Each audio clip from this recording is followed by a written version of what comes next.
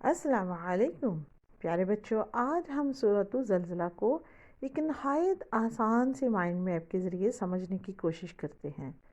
الزلزلہ، جیسا کہ آپ نام سے سمجھ گئے ہوں گے کہ یہ زلزلہ کے بارے میں ہے، تو آئیں دیکھتے ہیں سورۃ الزلزلہ کا مختصر سا تعارف۔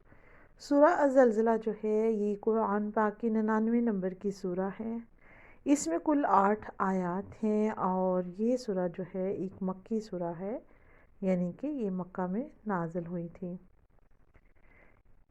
اس سورہ میں اللہ تعالیٰ نے ہمیں ایک بہت بڑے واقعہ یعنی کہ قیامت کے دن کے بارے میں بتایا ہے۔ تو آئیں دیکھتے ہیں کہ سورہ الزلزلہ میں کون سے موضوعات بیان ہوئے ہیں۔ نمبر 1، زمین کانپے گی۔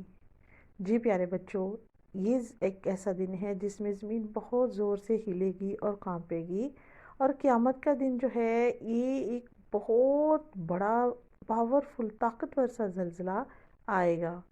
نمبر 2، زمین اس دن اپنے راز بتائے گی، جو کچھ اس کے اندر چھپا ہوا ہے یعنی سونا چاندی خزانے، یہ سب کچھ باہر نکال دے گی، اور اس کے ساتھ ساتھ جو کچھ اس نے دیکھا ہوگا وہ بھی بیان کر دے گی، یعنی کہ ہم انسان اس پر اچھے اور برے اعمال جو کچھ بھی کریں گے زمین ان کے بارے میں بتائے گی۔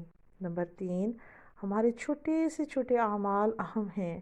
یہ سورہ ہمیں سکھاتی ہے، ہمیں یاد دلاتی ہے کہ ہر اچھا اور برا کام بہت اہم ہے، جیسا کہ کسی تصویر میں بہت چھوٹے چھوٹے سے نقطے جو ہیں اس کو خراب یا خوبصورت کر سکتے ہیں۔ نمبر 4، اللہ تعالیٰ ہمیں دیکھ رہا ہے۔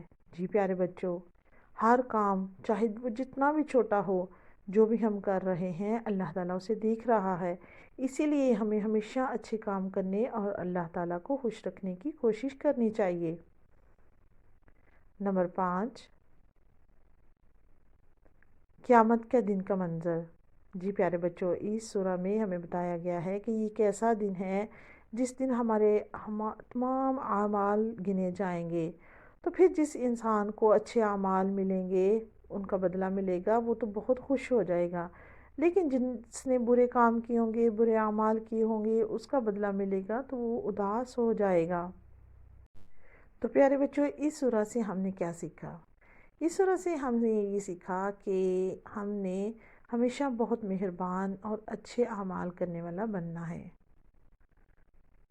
ہمیں اپنے آپ کو قیامت کے دن کے لیے تیار رکھنا ہوگا، کیونکہ ہم نے ہر حال میں اس دن کو دیکھنا ہے اور ہمیں اپنے اعمال کا بدلہ بھی لینا ہوگا۔ تو پیارے بچوں، بہت سارے اچھے کام کرنے اور برے کاموں سے رکنے کے لیے ہمیں اللہ تعالیٰ سے دعا کرنا ہوگی۔